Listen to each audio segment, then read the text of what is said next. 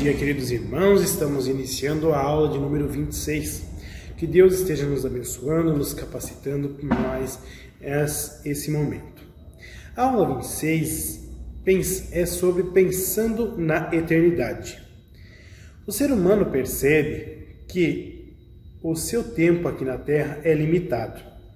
Muitos vivem na esperança da vida além da morte. Outros tentam ignorar o fato da morte e vivem como se a vida fosse nunca acabar. É claro que ignorar esses fatos não vão mudar a realidade, apenas evitará que se pense sobre isso. Mas deixar de pensar em algo tão importante é muito arriscado. Há algumas teorias a esse respeito.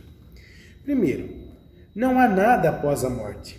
Para alguns, paramos de existir quando você está morto, você estará morto. O que a Bíblia fala a esse respeito? Em 1 Tessalonicenses, capítulo 4, versículo 14, nos diz: nós cremos que Jesus morreu e ressuscitou, e assim cremos também que ele, depois que Jesus vier, Deus os levará de volta, e junto com ele levará os que morreram crendo nele. Em 1 Pedro, capítulo 1, versículos de 3 a 5, nos diz: louvemos ao Deus e Pai do nosso Senhor Jesus Cristo, por causa da sua grande misericórdia. Ele nos deu uma vida pela ressurreição de Jesus Cristo. Por isso o nosso coração está cheio de uma esperança viva. Em Hebreus, capítulo 11, versículos 16, nos diz: mas, pelo contrário, estavam procurando uma pátria melhor, a pátria celestial. E Deus não se envergonha de ser chamado Deus deles, porque Ele mesmo preparou uma cidade para eles.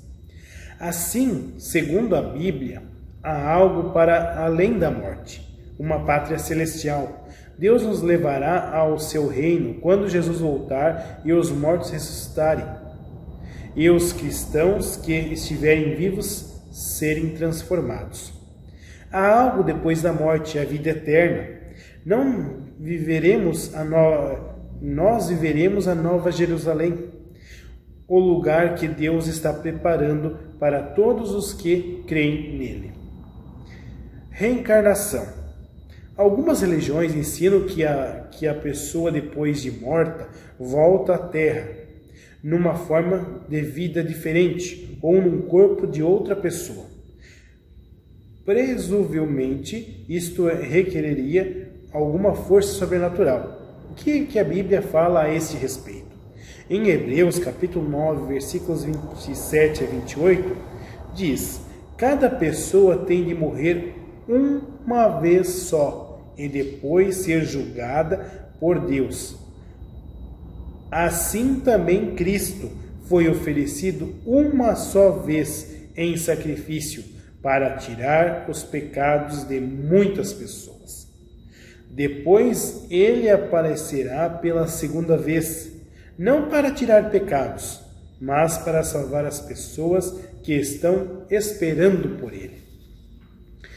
Em 1 Pedro, capítulo 3, versículos 18, diz: pois o próprio Cristo sofreu uma vez por todos pelos pecados, um homem bom em favor dos maus, para levar vocês a Deus. Em 1 Coríntios, capítulo 15, versículo 20, mas a verdade é que Cristo foi ressuscitado, e isto é a garantia de que os que estão mortos também serão ressuscitados. Segundo a Bíblia, não existe reencarnação depois da morte, mas sim ressurreição. O espírito de uma pessoa morta não vai para um corpo de um recém-nascido, mas fica dormindo, aguardando para ser acordado pela voz de Jesus na sua segunda vinda. Comunicação com os mortos. Para algumas religiões, os mortos vivem num mundo de espíritos e eles tentam manter contato com aqueles que vivem na Terra. O que a Bíblia fala a esse respeito? Deuteronômio, capítulo 18, versículos de 9 a 13, diz: Quando vocês tomarem posse da terra que o Senhor, nosso Deus, está dando a vocês, não imitem os costumes nojentos dos povos de lá. Não ofereçam os seus filhos em sacrifício, queimando-os no altar. Não deixem que no meio do povo haja adivinhos ou pessoas que tiram sortes. Não tolerem feiticeiros, nem quem faz despachos, nem que os que invocam os espíritos dos mortos. O Senhor Deus detesta os que praticam essas coisas nojentas e por isso mesmo está expulsando da terra esses povos, enquanto vocês vão tomando posse dela. Em todas as coisas, sejam fiéis ao Senhor nosso Deus. Em Lucas, capítulo 16, versículos de 24 a 26, então gritou: Pai Abraão, tenha pena de mim e mande que Lázaro molhe o dedo na água e venha refrescar a minha língua, porque estou sofrendo muito nesse fogo. Mas Abraão respondeu: Meu filho, lembre-se que você recebeu na sua vida todas as coisas boas, porém Lázaro só recebeu o que era mau, e agora ele está feliz aqui, enquanto você está sofrendo. Além disso, há um grande abismo entre nós, de modo que os que querem atravessar daqui até vocês não podem, como também os daí não podem passar para cá. Em Eclesiastes, capítulo 9, versículo 5, sim, os vivos sabem que vão morrer, mas os mortos não sabem nada. Eles não vão receber mais nada e estão completamente esquecidos. Salmo 146, versículo 4, quando eles morrem, voltam para o pó da terra, e naquele dia todos os seus planos se acabam. Deus nos ensina que não é possível falar com mortos e que não devemos tentar fazer isso. Há quem diga que é possível, mas Deus diz que não é. E se alguém tenta falar com os mortos, na verdade não acaba falando com eles, mas sim com outro tipo de espíritos. Porque os mortos estão dormindo e não sabem nada do que está acontecendo em nosso mundo. Lemos em João, capítulo 11, versículo 11, isto dizia: E depois lhes acrescentou: Nosso amigo Lázaro adormeceu. Observe que Jesus afirma que Lázaro adormeceu. Jesus estava falando que a alma do morto Lázaro está dormindo? Evidentemente que não. O próprio Jesus esclarece logo à frente, em João, capítulo 11, versículo 14. Então Jesus lhe disse claramente: Lázaro morreu. Outro texto também muito usado para embasar o sono da alma é 1 Tessalonicenses, capítulo 4, versículo 13. Não queremos, porém, irmãos, que sejais ignorantes com respeito aos que dormem, para não vos entristecerdes com os demais, que não têm esperança. É possível saber? Para algumas pessoas, a nossa situação depois da morte está além do conhecimento humano. É até questionável se há ou não vida após a morte. Temos que esperar para ver e confiar no destino ou na vida boa, se é que há uma vida após essa. O que a Bíblia fala a esse respeito? Em Eclesiastes, capítulo 12, versículo 7, diz: Então o nosso corpo voltará para o pó da terra, de onde veio, e o nosso espírito voltará para Deus que o deu. João, capítulo 14, versículos de 1 a 3. Jesus disse: Não fiquem aflitos, creiam em Deus e creiam também em mim. Na casa do meu Pai há muitos quartos, e eu vou preparar um lugar para vocês. Se não fosse assim, eu lhes teria dito: E depois que eu for e preparar um lugar para vocês, voltarei e os levarei comigo, para onde eu estiver, vocês estejam também. Em Tiago, capítulo 5, versículo 8, diz: vocês também precisam ter paciência, não desanimem, pois o Senhor virá logo. A Bíblia nos diz o que acontece após a morte. É possível saber, sim. Nenhuma dessas teorias acima apresenta a verdade de Deus, como nós lemos as passagens bíblicas acima. Deus ensina outra coisa a respeito da vida eterna, para que os que verdadeiramente creem nele. Em Tiago, capítulo 14, versículos 13 a 15, lemos sobre a incerteza dos planos dos homens. Ouçam agora vocês que dizem: hoje ou amanhã iremos para esta ou aquela cidade. Passaremos um ano ali, faremos negócio, ganharemos dinheiro. Vocês nem sabem o que lhes acontecerá amanhã, que é a sua vida. Vocês são como a neblina que aparece por um pouco de tempo e depois se dissipa. Ao invés disso, deveríamos dizer que, se o Senhor quiser, veremos e faremos isto ou aquilo. Agora, porém, vocês se vangloriam das suas pretensões. Toda vanglória como é essa é maligna. Pense nisto, pois quem sabe o que deve fazer, o bem ou não o faz, comete pecado. O cristão deve esperar no Senhor, viver a vida reta, estudar as Escrituras e escrever e crescer no amor e no conhecimento de Jesus Cristo. A cada dia ele aprende mais do Senhor e vai praticando o que aprende. Assim ele vai descobrindo como é bom andar no caminho do Senhor, mantendo-se incontaminado do pecado e vivendo de acordo com a sua vontade, aguardando o retorno de Jesus. Lemos em 2 Pedro, capítulo 3, versículos 14 a 18. Portanto, amados, enquanto esperam essas coisas, empenhem-se para serem encontrados por Ele em paz, imaculados e inculpáveis. Tenham em mente que a paciência de nosso Senhor significa salvação, como também o nosso amado irmão Paulo lhes escreveu, com a sabedoria que Deus lhe deu. Ele escreve da mesma forma em todas as suas cartas, falando nelas desses assuntos. Suas cartas contêm algumas coisas difíceis de entender, as quais os ignorantes e instáveis torcem, como também o fazem com os demais, as demais escrituras, para a própria destruição deles. Portanto, amados, sabendo disso, guardem-se para que não sejam levados pelo erro dos que não têm princípios morais, nem percam a sua firmeza e caiam.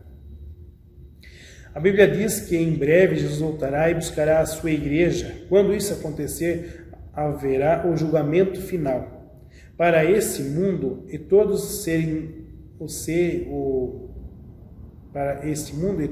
serão julgados e condenados por se recusarem a aceitar o presente da salvação. O sacrifício de Cristo na cruz, aqueles que aceitam a vida nova em Cristo Jesus, andam no dia a dia de acordo com a sua vontade. Guardando o retorno de Jesus, terão a vida eterna. É o que Pedro explica em sua segunda carta, em 2 Pedro, capítulo 3, versículos 1 a 12. Leiam e explique com suas palavras. Meus queridos amigos, esta é a segunda carta que estou escrevendo a vocês. Nessas duas cartas, procuro despertar os pensamentos puros na mente de vocês, fazendo com que lembrem dessas coisas.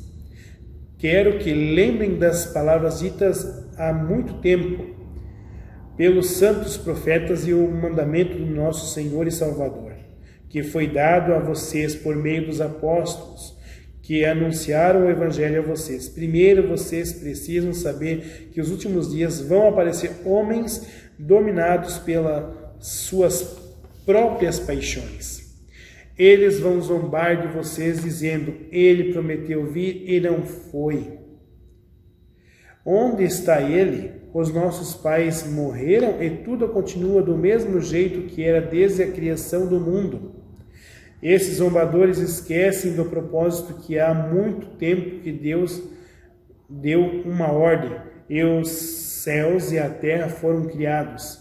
Esquecem que a terra foi formada da água e no meio da água também pela água do dilúvio o mundo antigo foi destruído. Mas os céus e a terra que agora existem estão sendo guardados pela mesma ordem de Deus, a fim de serem destruídos pelo fogo. Estão sendo guardados para o dia do julgamento e da destruição dos que não querem saber de Deus. Meus queridos amigos, não esqueçam disto, para o Senhor um dia é como 1000 anos, e 1000 anos é como um dia. O Senhor não demora a fazer o que prometeu, como alguns pensam. Pelo contrário, Ele tem paciência com vocês, porque não quer que ninguém seja destruído, mas deseja que todos se arrependam dos seus pecados. Porém, o dia do Senhor chegará como um ladrão. Naquele dia, os céus vão desaparecer como um barulho espantoso, e tudo o que há no universo será queimado. A terra e tudo o que existe nela vão sumir. Sabendo que tudo isso vai ser destruído, assim então, que tipo de gente vocês precisam ser? A vida de vocês deve ser agradável a Deus e dedicada a Ele. Esperem a vinda do dia de Deus e façam o possível para que venha logo. Naquele dia, os céus serão destruídos com fogo e tudo que há no universo ficará derretido.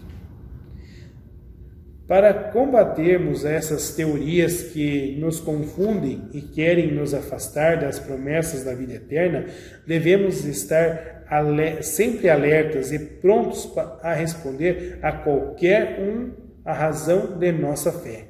Não precisamos de outras fontes de conhecimento sobre Deus, como, por exemplo, consultar os mortos, horóscopo, cartomantes, numerologia, astrologia e etc. Todas essas coisas são contrárias à palavra de Deus e, consequentemente, proibidas por Ele.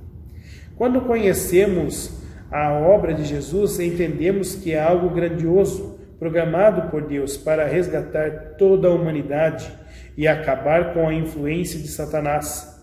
Um dia Jesus voltará e aqueles que o aceitaram como Salvador e Senhor participarão de algo totalmente novo, planejado por Deus para os seus filhos amados. Paulo entendeu isso e afirmou aos irmãos em Coríntio: nem olhos viram, nem ouvidos ouviram, e nem jamais penetrou em coração humano o que Deus tem preparado para aqueles que o amam. 1 Coríntios, capítulo 2, versículo 9. Por isso, ele aguardava com ansiedade a volta de Jesus, porque aconteceria a ressurreição dos mortos, o início da vida eterna na Nova Jerusalém, o reino que Jesus foi preparar. Apocalipse, capítulo 21, versículos de 2 a 4, nos fala sobre a Nova Jerusalém, o novo céu e a nova terra, preparada por Jesus para nós. Vi a cidade santa, a Nova Jerusalém, que descia dos céus, da parte de Deus, preparada como uma noiva adornada para o seu marido. Ouvi uma forte voz que vinha do trono e dizia: agora o tabernáculo de Deus está com os homens com os quais ele viverá. Eles serão os seus povos. O próprio Deus estará com eles e será o seu Deus. Ele enxugará dos seus olhos toda lágrima. Não haverá mais morte, nem tristeza, nem choro e nem dor, pois a antiga ordem já passou. Assim também nós, cristãos que vivemos desta promessa, aguardamos a volta de Jesus e iremos participar um dia do seu reino. Amém. Nunca se afaste do caminho do Senhor Jesus. Ele veio para nos dar vida nova e eterna. Quem anda no seu caminho participará do seu reino, quando ele voltar. Que Deus nos abençoe e nos guarde. E até a nossa próxima aula. Amém.